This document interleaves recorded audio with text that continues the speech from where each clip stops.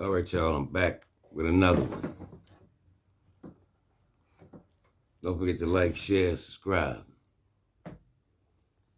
Subject I want to touch on this morning is uh, I was watching a video not too long ago. The JT, the Bigga figure, just put out, and it was called "Will America Go to Africa When America Fails to help them out? Give them what they need." And it was very interesting, because what he was saying is they get ready to cut out some of these, the welfare, the EBT cards and stuff like that, of that nature.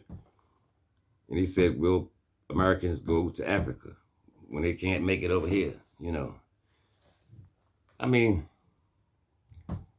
I would say yes if they can afford to get there. I would say yes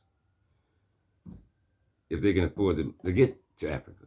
But see, in that instance, if they cut out EBT, welfare, and all that social service, medical assistant, and all that, some people may not be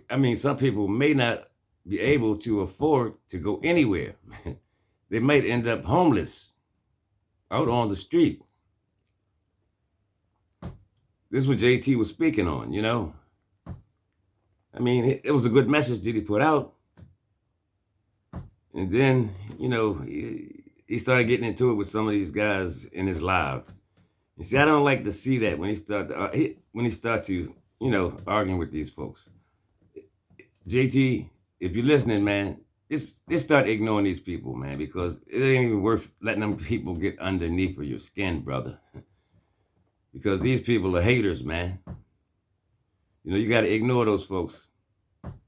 Don't even let them take you out of your character, man. Especially when you're delivering a good message, JT. Don't let them folks get under under your skin, because it's people listening.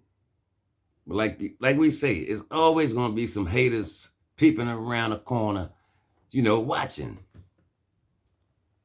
And we need our haters. We need them. Without your haters, you ain't doing nothing. Everybody not going to love you. That's one thing I found out. Everybody not going to love you. And everybody not going to hate you. But you may have more love than you have hate. The majority of the time. But yeah, y'all, that's a good message that JT put out this morning, man. And he was saying, he said it was an Indian person who made the remark, So like I said, I would not argue with nobody, man. You'll never see me on here arguing with anyone.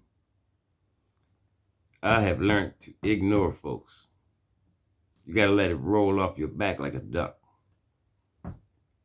But that's my guy, JT. He's all right. He was showing him everything, man. He was showing him his ID from Africa. The thing about this, see, they can't say nothing bad about this man because this man has proof of what he did in Africa. He lived it. This is nothing that he made up. He been there. He been in 2 different countries, so he can talk about it. It ain't what he heard or what he think or what he thought. He lived it. He was living in Africa. He was living in Burkina Faso first, then he went to Kenya. Yeah. So the dispute that was going on is people trying to tell JT what they heard about Africa and this and that and the other. But JT was telling them, look, don't worry about what you heard. So that's one thing about it, man. You cannot believe what you heard. See, myself, I know Africa is a nice place. I don't listen to what people say anyway. I know Africa's a nice place, man. Not saying that I'm going to move there or anything. I'll get there one day. If God's willing, I'll get there to visit and see how it is, for my own self. Yeah, because thank God that I'm living all right over here in America right now.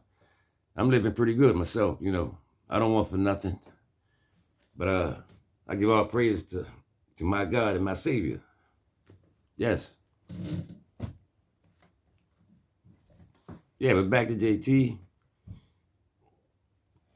you know, what he said, it make a lot of sense because